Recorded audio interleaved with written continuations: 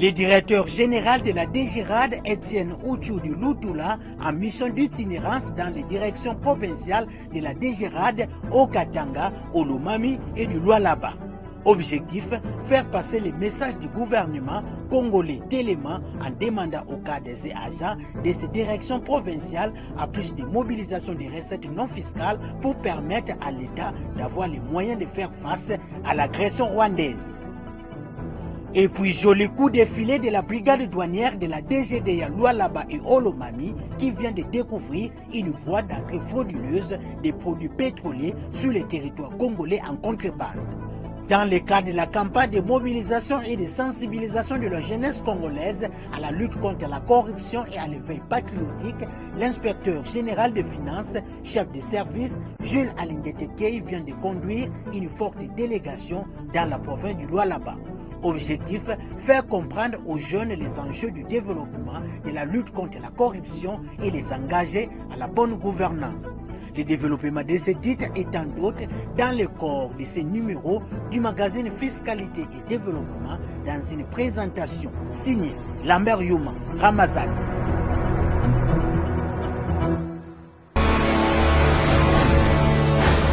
Agence Galaxy Media, la passion de développer la RDC. Merci de nous choisir pour vous informer en matière économico-financière et en dossier de développement en République démocratique du Congo. Édition que nous dédions à nos compatriotes de l'Est qui vivent les affres de la guerre. Le directeur général de la DGRAD, Étienne Ouchoudi Lutula, a entamé depuis le mardi 25 mars 2025 une mission d'itinérance dans les directions provinciales de la DGRAD au Katanga, au Lomami et du Lualaba. Objectif, faire passer le message du gouvernement, je cite, congolais Téléma, en demandant aux cadres et agents de ces directions provinciales à plus de mobilisation des recettes non fiscales. Ceci permettra à l'État d'avoir les moyens et de faire face à la guerre d'agression rwandaise. Le DG de la cadette des régies financières profite aussi de son séjour pour vulgariser auprès des opérateurs économiques les nouvelles mesures des recettes non fiscales contenues dans la loi des finances 2025. C'est un dossier signé par notre envoyé spécial Didi Mavambo sur les images d'Armen Ngoma Moussakanda. Mardi 25 mars 2025, il est 12h37 heure locale lorsque l'avion de la compagnie nationale Air Congo atterrit à l'aéroport international de Luano à Lubumbashi. Dès sa descente d'avion, le directeur général de recettes administratives, judiciaires, domaniales et des participations DGRAD, Étienne Ouchoudi Lutula, est accueilli par le directeur provincial de la DGRAD au Katanga et au Lomami, Michel Katunda Mandevou, ainsi que par les cadres de cette régie financière. Aussitôt arrivé, il explique l'objet de sa mission dans le Grand Katanga. Je suis en visite d'itinérance auprès des directions provinciales de la DGRAD au Katanga, au Lomami, d'abord, et puis de Lualaba ensuite, afin de redynamiser les services pour maximiser beaucoup plus les recettes et profiter de l'occasion pour échanger avec les opérateurs économiques sur les innovations apportées par la loi des finances 2025. La DGRAD, en tant que régie financière, nous les fonctionnaires de l'État, du ministère des Finances, notre effort de guerre se résume à la mobilisation plus accrue des recettes non fiscales.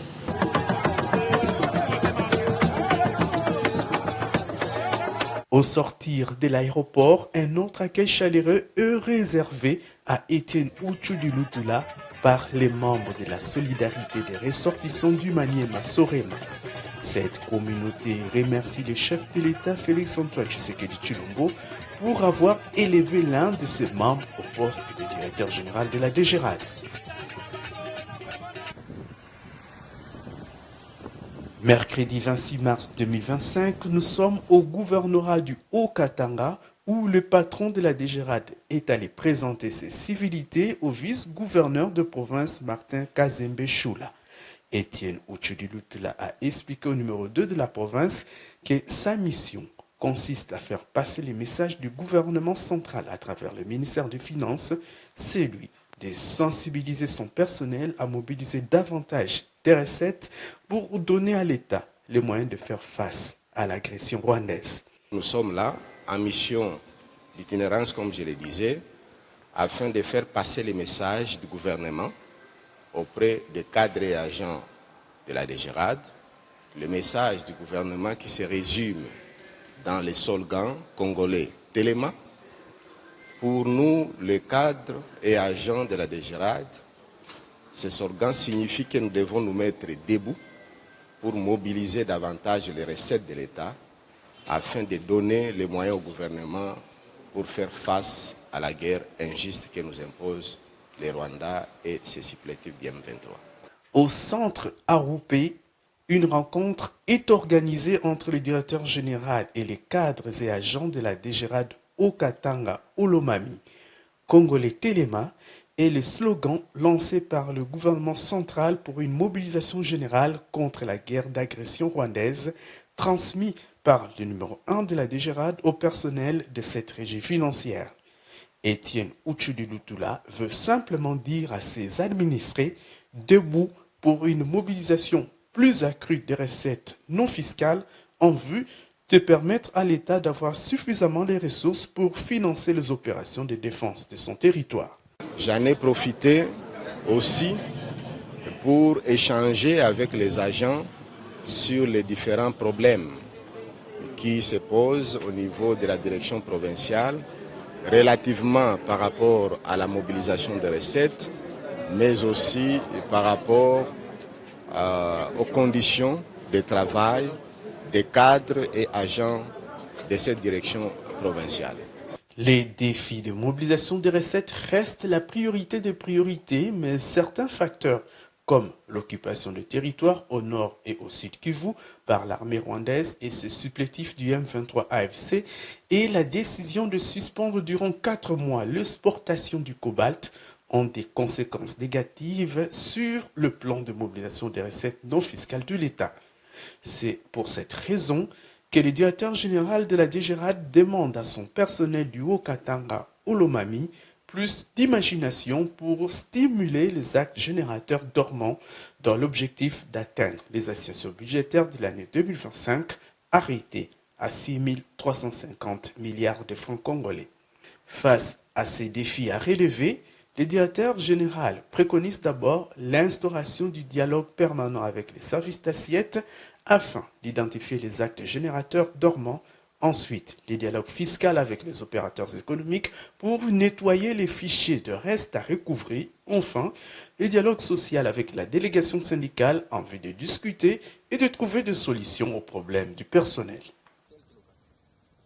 Jeudi 27 mars 2025 à Pullman Grand Caravia Hôtel, matinée fiscale avec les opérateurs économiques et les services d'assiette sur la vulgarisation de nouvelles mesures de recettes non fiscales contenues dans la loi de finances 2025 en présence du représentant du gouverneur du Haut-Katanga, le ministre provincial des Finances.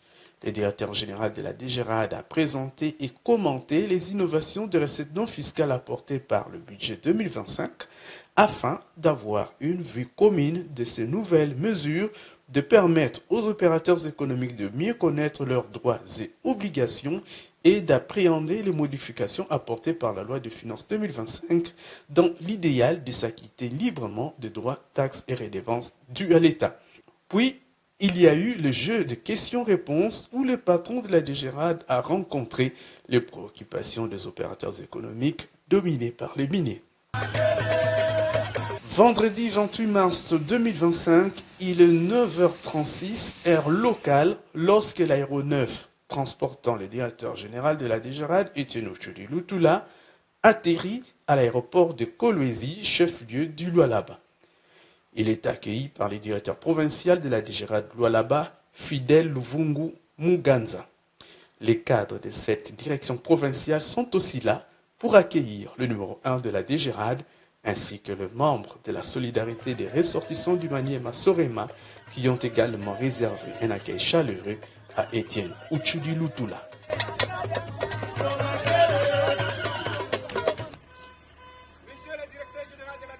Puis, cap vers la direction provinciale de la DGRAD de Lualaba, où le directeur général procède à la remise de 2 bus acquis sur fonds propres, devant assurer la mobilité du personnel de cette régie financière basée à la capitale mondiale du cobalt.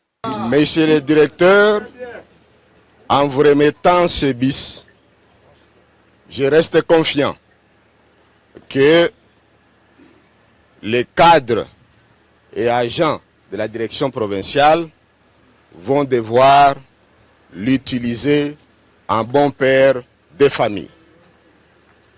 Et que nous allons voir dans l'avenir comment nous allons devoir améliorer, outre les 2 bus, s'il y aura possibilité de pouvoir les renforcer et pourquoi pas doter les cadres de leurs propres moyens de transport.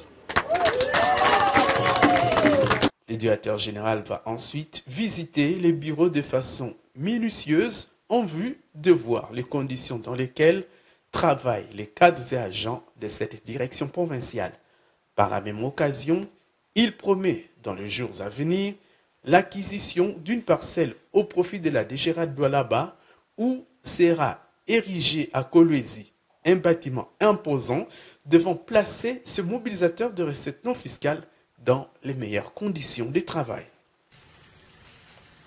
La délégation se dirige par après vers la place Campia Boma, toujours à Kolwezi, où est organisée une rencontre entre le directeur général et le personnel de la DGRAD de Lualaba, auprès de qui il apporte les messages du gouvernement, à savoir congolais, Téléma. Il exhorte les cadres et agents de cette direction provinciale à se mettre debout en travaillant durement pour une mobilisation plus accrue de recettes non fiscales afin de permettre à l'État d'avoir les moyens de faire face à la guerre d'agression imposée par le Rwanda.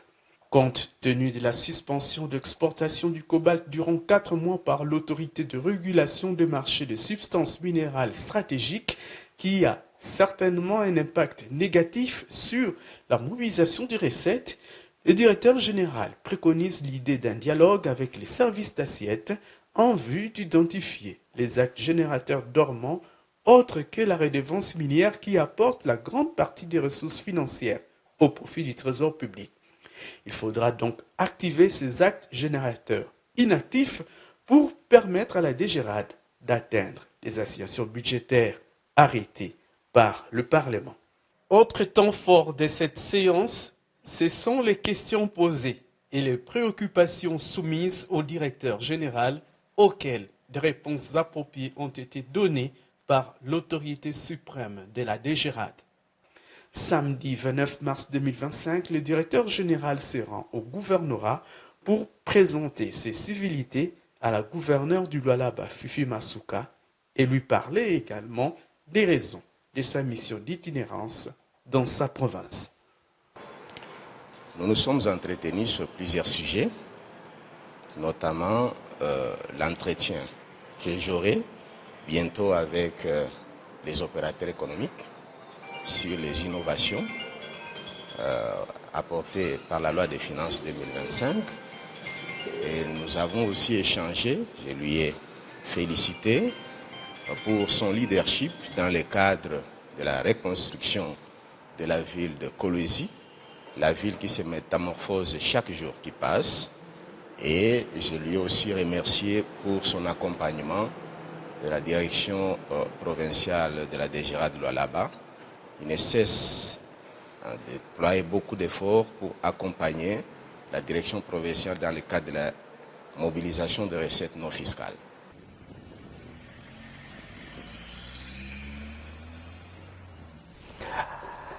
Lutte contre la fraude et la contrebande, la brigade douanière de la DGDA Lualaba et Olomami vient de découvrir une voie d'entrée frauduleuse des produits pétroliers dans cette nouvelle province douanière que dirige le directeur provincial Narcisse Pambou. Suivez. Nous sommes sur la route Sakania-Mokambo-Kasumbalesa. C'est cette voie officielle d'entrée à Lubumbashi des produits pétroliers. Même voie d'approvisionnement pour l'Ikassi et Kolosi. C'est dans sa dynamique de recherche et fort de son expérience de brigadier que le directeur provincial de la DGDA Lualaba Olomami vient de dénicher une autre voie d'entrée des produits pétroliers à Kolosi. En effet, une importante quantité des produits pétroliers en termes de bidons de carburant alimente le Lualaba, traversant la frontière sans payer le moindre centime au titre de droits de douane dans le trésor public. Produit en Angola, ce carburant entre au pays par la voie de Dilolo. Un commerce qui apparemment ne date pas d'aujourd'hui et est tenu par les épouses des militaires et des policiers essentiellement. C'est au total 12 dépôts clandestins qui ont été géolocalisés par la brigade douanière de la DGDA Lualaba Olomami. Informé de cette situation d'irrégularité, d'entrée en contrebande des carburants à Kolosi, le directeur Narcisse Pambou a entrepris des tissés langues avec ses importateurs dans le sens à arriver à fiscaliser enfin cette importation de produits pétroliers qui ne date pas d'aujourd'hui mais qui vient d'être découverte. La première phase consiste à prêcher le civisme fiscal à ces importateurs contrebandiers, bien entendu protégés par les hommes en uniforme. Jean au téléphone, le directeur Narcisse Pambou rassure qu'une rencontre avec une délégation de ces pétroliers de l'axe Dilolo est prévue la semaine qui va commencer. Ces gens-là aussi, ils n'ont pas d'autorisation pour importer le carburant. Pour déclarer les carburants dans les systèmes sudoniens, il faut nécessairement avoir toutes les autorisations. L'importation, les stockages, la commercialisation, ils n'ont aucune autorisation. Alors maintenant, ça devient une problématique à notre niveau pour savoir comment taxer. D'abord, chercher à les convaincre avec le civisme fiscal. Deuxièmement, avoir des autorisations qu'ils n'ont pas pour arriver à souscrire les déclarations du système. Alors, par rapport à tous ces problèmes-là, je les ai invités pour une séance de travail, je pense que c'est le mercredi prochain. Et j'ai aussi demandé aux unité de fournir d'être là pour voir dans quelle mesure on peut fiscaliser ces produits pétroliers pour essayer d'élargir l'assiette fiscale. Si ces importateurs de carburant de l'Angola proposent de payer jusque-là symboliquement un montant modique pour les camions qui ont été arrêtés et qui ont été conduits à la direction provinciale, eh bien, la direction provinciale tient à se référer aux directives de l'autorité nationale douanière, le directeur général qui est saisi de cet état d'importation clandestine et en contrebande du pétrole de l'Angola. Ces quantités, bien que minimes par rapport aux besoins de consommation de la province du Lualaba et Olomami, constituent une autre source de mobilisation des recettes du Lualaba qui jusqu'à présent se comportent très bien depuis les 4 derniers mois, dépassant les 100% des réalisations. Pendant ce temps, le cobalt est frappé d'interdiction de sortie, rappelons-le, impactant négativement les efforts de mobilisation des recettes. Une commission mise sur pied a répertorié des cargaisons dont les déclarations ont été souscrites avant cette période de décision gouvernementale interdisant la sortie du cobalt du sol congolais. Faut-il bloquer ces camions qui étaient déjà déclarés ou les évacuer? La question est sur la table de l'autorité qui tranchera. Kasumbalesa, Sakania, Mokambo sont les villes et cités frontalières les plus connues dans la province douanière du Haut-Katanga. Mais il existe encore le bureau de Kipushi, dont on a parlé d'ailleurs il y a quelques mois. Mais aujourd'hui, votre magazine vous emmène ailleurs dans le territoire de Kasenga, dont le bureau de douane, conduit par l'inspecteur Templar Monomonsi, fait des prouesses. Comment? Vous le saurez en suivant ce reportage. Sur la nationale numéro 35, cette localité vit du petit commerce, de l'agriculture, de la pêche, Pratiquée sur la rivière Luapula, la seule frontière naturelle qui sépare la RDC de la Zambie, dans l'hémisphère sud du Congo, ce qui justifie la présence à Kasenga d'un bureau de douane. L'activité douanière est l'une des plus mouvementées de cette cité frontalière.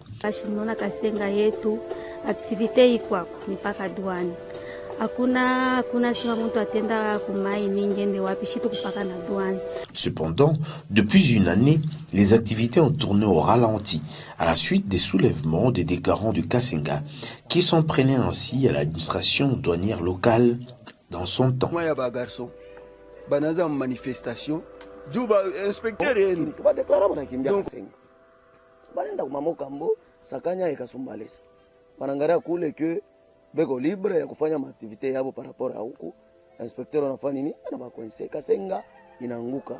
Les recettes étaient donc en chute et très loin des assignations.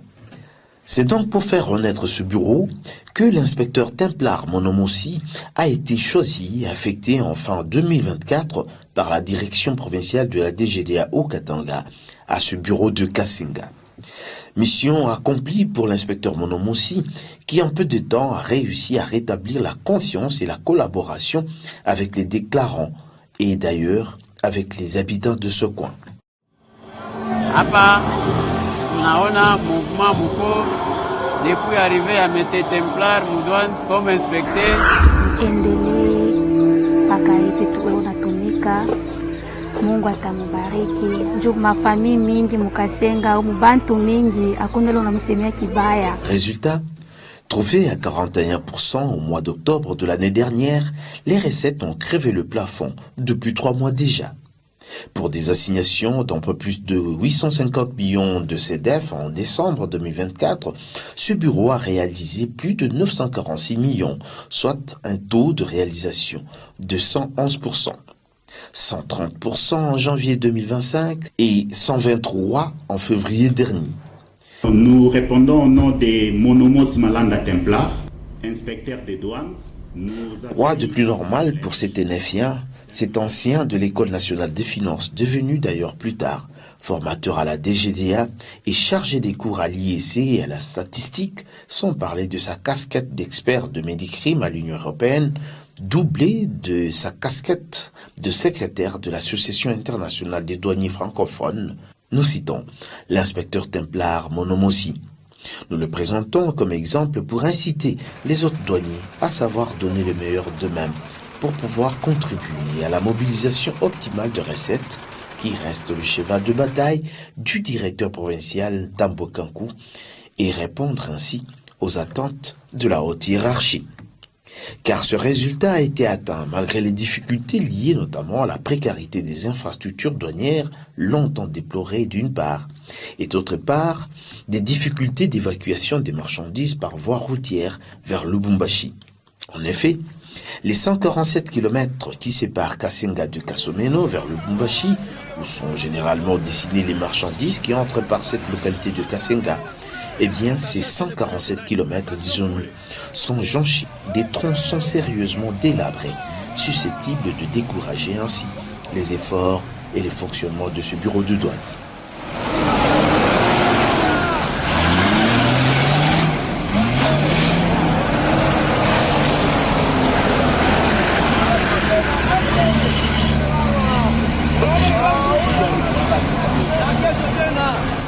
Or, beaucoup de projets gouvernementaux planent sur Kasenga pour le développement des échanges de ce territoire congolais avec la Zambie autour de la rivière Luapula.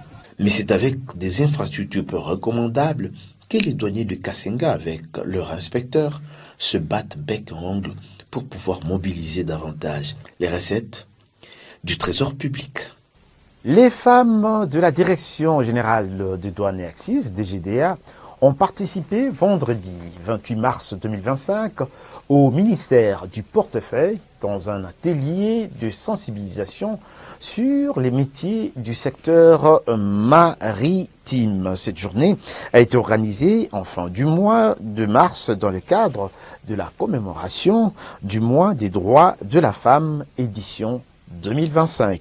Les détails dans ce reportage signé Jocelyn Babalomba sur les images de Peter Lomadjessa.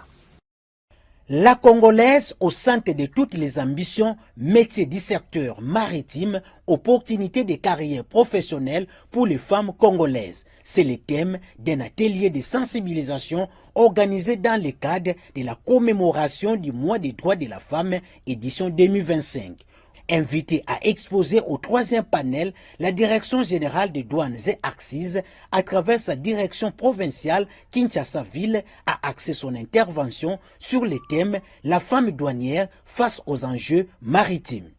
À cette occasion, Thérèse Katanda Kabeya, inspecteur et chef de division à la DGDA, a expliqué d'une manière laconique l'apport de la femme douanière dans les secteurs maritimes et portuaires en République démocratique du Congo. La femme douanière est appelée à parfaire ses compétences, afin d'être à la hauteur des exigences des opérations douanières liées au trafic du commerce maritime.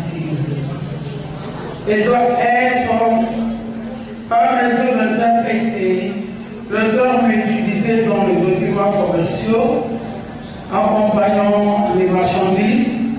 En effet, la plupart d'entre eux sont libellés en anglais et dans le terme technique propre à l'OMT. La lettre de transport maritime, désignée par le terme anglais Bill of Lading, BN, revêt une importance capitale dans la mesure où il contient des informations de grande valeur. Lors de son discours, Chantal Ngwa Mwese, présidente de Wimouika RDC, a dressé un bilan sombre sur la violence basée sur le genre en République démocratique du Congo. La RDC est souvent qualifiée de capitale mondiale du viol, avec des millions de femmes et de filles victimes de violences sexuelles, en particulier dans les zones de conflit. Selon le même rapport de l'ONU, environ une femme sur trois, effectivement, a subi des violences sexuelles ou physiques au cours de sa vie. Dans le domaine de l'accès à l'éducation, bien que des progrès aient été réalisés en RDC, l'accès à l'éducation pour les filles reste encore un défi. Environ 60% des filles en âge d'aller à l'école primaire ne sont pas scolarisées en raison des facteurs socio-économiques et culturels. Concernant la participation politique, la représentation des femmes dans les instances politiques demeure encore faible. En 2021, seulement 9% des sièges de l'Assemblée nationale étaient occupés par des femmes, malgré les efforts pour promouvoir leur participation. Dans la santé reproductive, les taux de mortalité maternelle en RDC sont parmi les plus élevés au monde. Les différents panélistes qui ont défilé lors de cet atelier ont invité les jeunes filles à exercer les métiers du secteur maritime. La Direction générale des impôts, DGI, a organisé du 24 au 28 mars 2025 des séances de sensibilisation et vulgarisation sur la souscription de la déclaration récapitulative annuelle de l'impôt professionnel sur les rémunérations. C'était à l'intention des organisations socio-professionnelles ainsi que les cadres et agents de tous les centres d'impôt synthétique de Kinshasa. Objectif, préparer l'employé au paiement de l'impôt professionnel sur les rémunérations IPR et promouvoir ainsi le civisme fiscal. Jocelyn Babalomba, Étienne Kumba Chuma. En prélude de l'échéance fiscale du 30 mars 2025, la Direction générale des impôts DGI a organisé des séances de vulgarisation et de sensibilisation à la déclaration récapitulative annuelle de l'impôt professionnel sur les rémunérations à l'intention des organisations socio-professionnelles ainsi que des cadres et agents de tous les centres d'impôts synthétiques de Kinshasa regroupés en districts.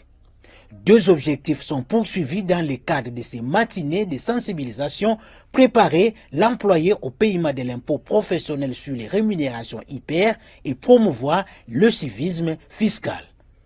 À cette occasion, la Direction générale des impôts DGI a appelé les employés à souscrire leur déclaration récapitulative pour les revenus 2024.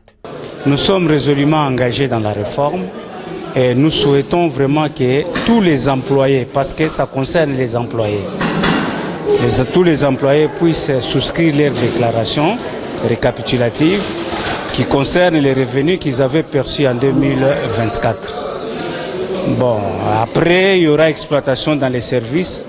Et nous avons, et tous les contribuables, tous les opérateurs économiques jouissent toujours du principe de la sincérité. Donc nous ne pouvons pas à ce stade dire que les gens donnent des fausses informations. Nous pensons que ce sont des citoyens de ce pays et qu'en déclarant, ils vont déclarer correctement. Il reviendra au service d'exploiter toutes ces déclarations pour en tirer les conséquences du point de vue fiscal. Il y a des textes qui déterminent comment ils doivent payer, je crois, la quotité trimestrielle. Maintenant, c'est chacun individuellement qui doit maintenant déclarer en tant qu'employé. Et c'est vrai, pendant toutes ces matinées ici, il y a des gens qui ont soulevé beaucoup de problèmes qui sont réels parce que le niveau de tous ces personnels que vous avez évoqués n'est pas toujours très élevé en ce qui concerne la matière grise. Donc ce qui fait qu'il faut les encadrer. S'ils vont dans des CIS, ils expliquent leurs préoccupations, ils seront accompagnés et pris en charge comme il se doit. Il est de signaler qu'étant donné que cette année, l'échéance tombe un dimanche, les employés sont appelés à souscrire leur déclaration le lundi 31 mars 2025. L'inspecteur général des finances, chef de service, Jules Alingetikei, conduit une forte délégation dans la province du Lualaba dans le cadre de la campagne de mobilisation et de sensibilisation de la jeunesse congolaise à la lutte contre la corruption et au patriotisme. L'objectif est d'alerter les jeunes, leur faire comprendre les enjeux du développement, de la lutte contre la corruption et les engager ainsi à la bonne gouvernance. Le chapiteau de Kolwezi a refoulé du monde ce samedi 29 mars 2025. À l'intérieur comme à l'extérieur, pas moyen de se frayer en chemin. Étudiants, élèves et jeunes des mouvements associatifs ont été sensibilisés à la lutte contre la corruption et à la promotion du patriotisme.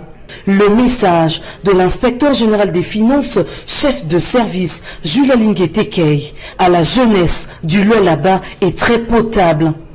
N'imitez pas certains de vos aînés, des brebis galeuses qui font de l'enrichissement personnel un mode de vie. Un patriote ne détourne jamais les fonds publics lesquels sont nécessaires pour le développement du pays. Comment arrive-t-il, ces brebis galeuses, à concilier leurs actes de prédation par rapport à leur engagement qu'ils prennent chaque jour en chantant l'hymne national au pays bien-aimé? Travaillons ensemble pour l'éclosion d'une génération de gestionnaires épris des valeurs éthiques. Pour un Congo meilleur, prospère et paisible, vous êtes appelés, vous jeunes, à défendre la mère patrie, héritage sacré de nos aïeux, et à dénoncer tous les actes de corruption qui entravent votre avenir. Devant toutes les autorités provinciales du Lualaba, notamment la gouverneure Fifi Masuka, et aux côtés de la ministre de la Jeunesse et Éveil Patriotique, avec qui ils organisent cette campagne sous le haut patronage du chef de l'État Félix-Antoine Tshisekedi Tshilombo, l'inspecteur général des finances, chef de service, apporte une solution afin d'endiguer les habitudes de corruption dans les milieux des jeunes. Le ministère de la Jeunesse et Éveil Patriotique et l'Inspection générale des finances ont convenu de mettre en place les cercles de jeunes engagés dans la lutte contre la corruption et la promotion de la bonne gouvernance. Ce cercle sera un espace de formation aux valeurs. Il sera pris en charge financièrement, chaque mois et dirigée par un comité restreint composé de 5 personnes dans chaque province. L'inspecteur général des finances coordonnateur, Herman Ieleza, pour lier l'utile à l'agréable, a livré les missions et le rôle de l'IGF aux jeunes du Lualaba. Une joie immense pour la jeunesse lualabaise qui s'est portée solennellement garante du combat de l'IGF, celui de la lutte contre les antivaleurs dans la gestion publique. Cette jeunesse prend l'engagement de dénoncer tout acte de corruption via l'adresse communiquée par l'Inspection générale des finances, contact@igf.gouv.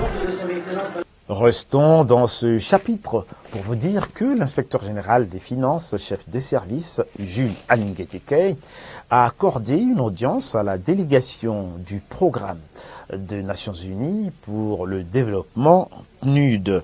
Les échanges ont tourné autour de l'évaluation de la coopération entre l'inspection générale des finances et le PNUD. Plus de détails dans ce reportage réalisé par nos confrères de la cellule de communication de l'inspection générale des finances, IGF. Une délégation du programme des Nations Unies pour le développement PNUD a été reçue ce lundi à l'inspection générale de finances.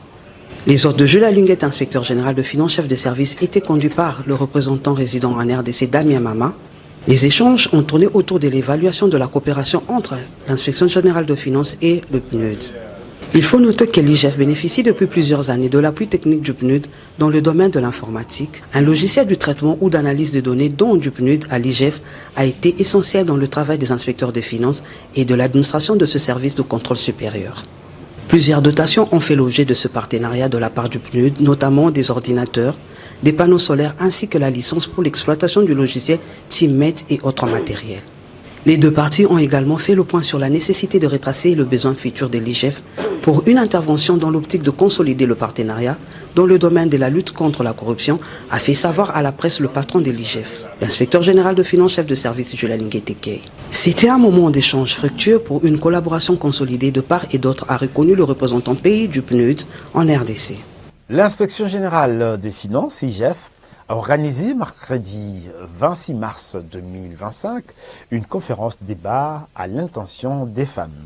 Au cours de cette rencontre, plusieurs thématiques ont été abordées, notamment investir massivement pour le développement durable de la femme congolaise, la santé mentale et le développement personnel. Reportage. Pour clôturer en beauté le mois dédié à la femme, l'inspection générale de finances a organisé ce mercredi 26 mars une conférence débat à l'intention de femmes de ce service d'audit supérieur. Plusieurs thèmes ont été développés, notamment investissons massivement pour le développement durable de la femme congolaise, santé mentale et développement personnel, pour ne citer que cela. Jean-Pascal Motinguia, directeur exécutif de l'Institut de travail d'Afrique centrale, premier à prendre parole, a souligné l'importance d'investir dans la femme pour atteindre la parité tant souhaitée.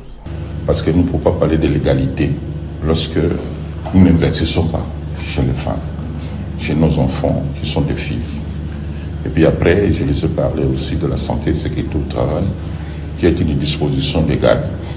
Après lui, c'est au tour de Raïssa Mboma, coach en transformation et mindset, d'échanger avec les femmes de l'IGF sur le développement personnel, question de ramener cette dernière à se prendre en charge sur le plan émotif et améliorer son vécu quotidien. Nous sommes toutes responsables de notre vie et qu'en décidant de devenir une meilleure version de nous-mêmes et en nous donnant toutes les capacités nécessaires pour réussir dans notre vie, nous nous donnons donc la chance d'émerger plus forte. Et donc, j'ai donné des astuces sur comment reprogrammer son cerveau pour le succès et aussi comment changer notre vie pour le meilleur, une décision à la fois. Des échanges très enrichissants ont souligné les participantes. Nous a démontré comment une détermination d'une femme qui a un problème de la santé mentale, de s'en sortir. C'est une question de nous-mêmes, de la femme elle-même, de sa détermination pour sa conscience de sortir et de quitter cette situation? Généralement, les femmes, nous avons tendance à garder les choses, on ne le dit pas. Nous subissons beaucoup de choses en silence et c'était vraiment, j'ai vraiment apprécié le sujet. Et si ce que j'ai retenu, c'est qu'on devrait prendre le temps pour soi, s'aimer d'abord. Elle a vraiment martelé sur le fait de s'aimer premièrement et accorder à son corps du repos. Par cette rencontre, combien louable, l'inspection générale de finances a donné une opportunité aux dames de ce service de bénéficier des enseignements qui leur permettront de traiter les multiples problèmes émotionnels auxquels elles sont confrontées dans la société. Le ministre des Finances, Doudou Famba, a présidé une importante réunion d'évaluation avec les 3 agences en charge de l'exécution du programme de développement local des 145 territoires, la cellule d'exécution des financements en faveur des États fragiles, le bureau central de coordination et le programme des Nations Unies pour le développement. Objectif, faire le point sur l'exécution physique et financière de la première phase du programme phare du chef de l'État, Félix Antoine Tshisekedi Tshilombo, et prendre des mesures correctives nécessaires. On écoute ici Alain Lungungu, il est coordonnateur national de la CFF.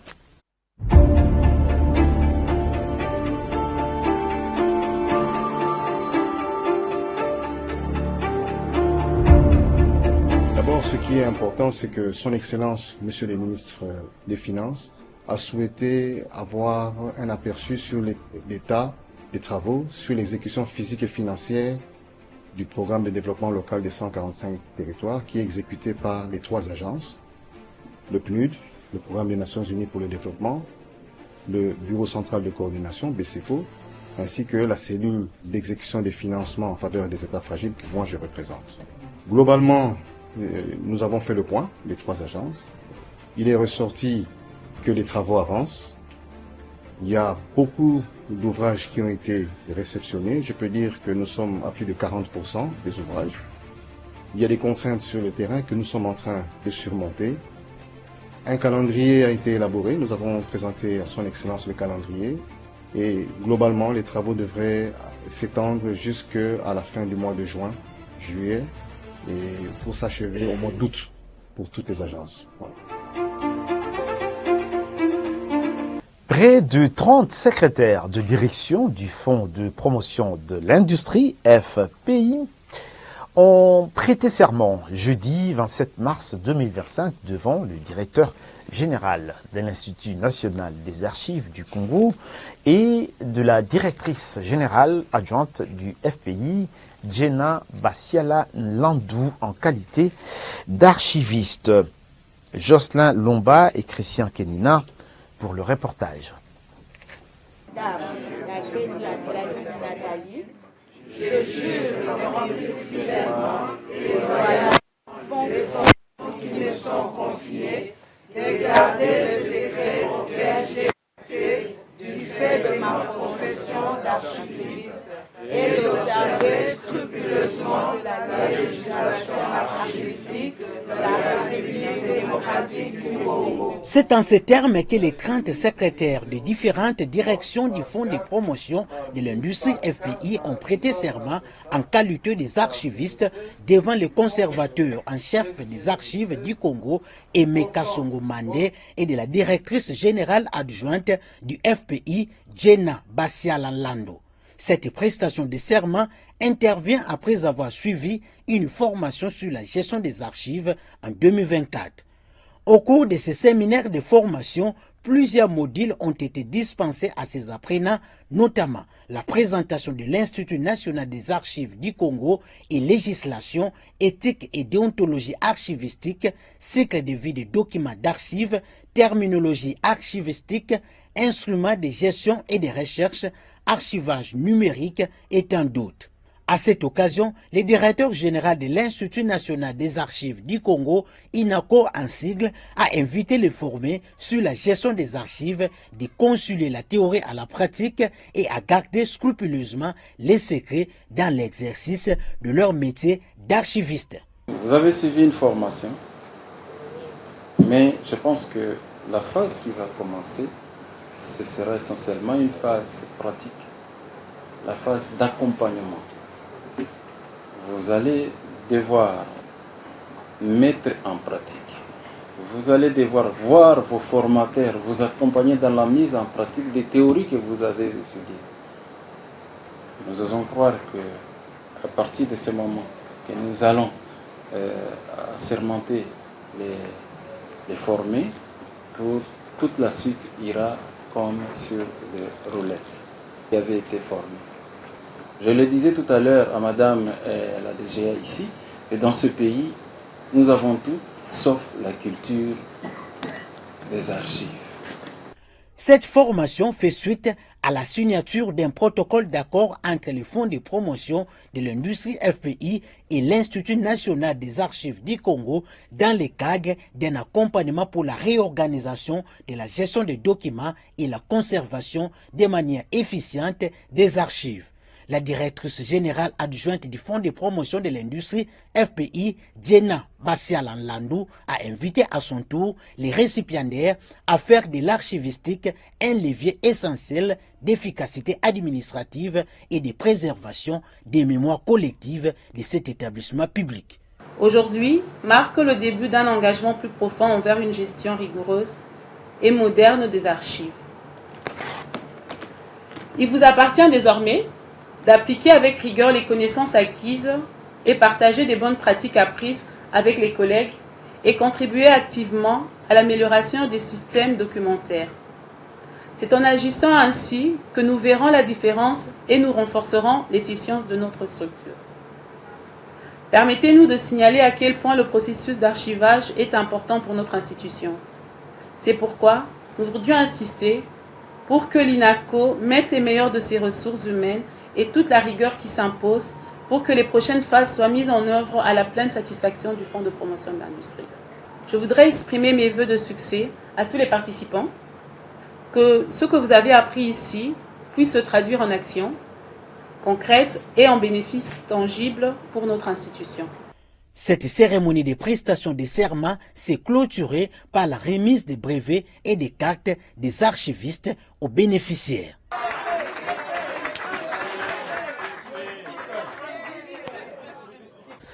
À l'occasion de la célébration de la 14e édition de la femme africaine, le directeur général du Fonds de promotion de l'industrie, Bertin Mudimu Tshisekedi, a participé jeudi 27 mars 2025 à l'Académie de Beaux-Arts de Kinshasa à la conférence masterclass de l'excellence organisée par la structure Bravo. Le patron du FPI a exposé sur les conditions d'éligibilité d'accès au financement du FPI. Reportage de nos confrères de la cellule de communication du FPI. Désigné intervenant à la conférence masterclass de l'excellence organisée par Bravo X à l'occasion de la 14e édition du Gala de la femme africaine de distinction, le directeur général du Fonds de promotion de l'industrie, M. Bertin Mudimu Tshisekedi, est intervenu ce jeudi 27 mars 2025 sur les conditions d'éligibilité d'accès au financement du FPI. Dans son intervention, le directeur général a affirmé l'engagement du Fonds de promotion de l'industrie aux côtés des femmes et des jeunes pour faire de l'entrepreneuriat un puissant levier de transformation économique et sociale. La femme et le jeune occupent une place de choix dans la politique de financement du FPI. Pour faciliter cet accompagnement et rendre effective l'autonomisation des femmes et des jeunes, le FPI a mis en place des mesures spécifiques pour faciliter l'accès au financement. Parmi ces mesures figure la réduction du taux d'intérêt à 4%, un taux préférentiel qui donne un avantage considérable. Le directeur général Bertin Mudimu a énuméré quelques projets des femmes et des jeunes financés par le Fonds de promotion de l'industrie. Il a cité à titre d'exemple le financement du crédit de campagne agricole au bénéfice des rizicultures du pôle Malébo, le renforcement des capacités d'une boulangerie dirigée par une femme et enfin l'accompagnement d'une savonnerie et l'acquisition d'une ferme d'élevage des bovins et de porcs. Il a enfin encouragé les femmes et les jeunes à initier des projets structurants et économiquement viables et à avoir un business plan solide démontrant la rentabilité et l'impact du projet. Le projet doit être dans un secteur éligible selon les priorités du FPI. Bertin Moudimou a lancé un appel à tous ceux qui rêvent d'entreprendre mais qui hésitent encore, à ceux qui ont une idée mais qui craignent les obstacles. Les FPI est là pour eux.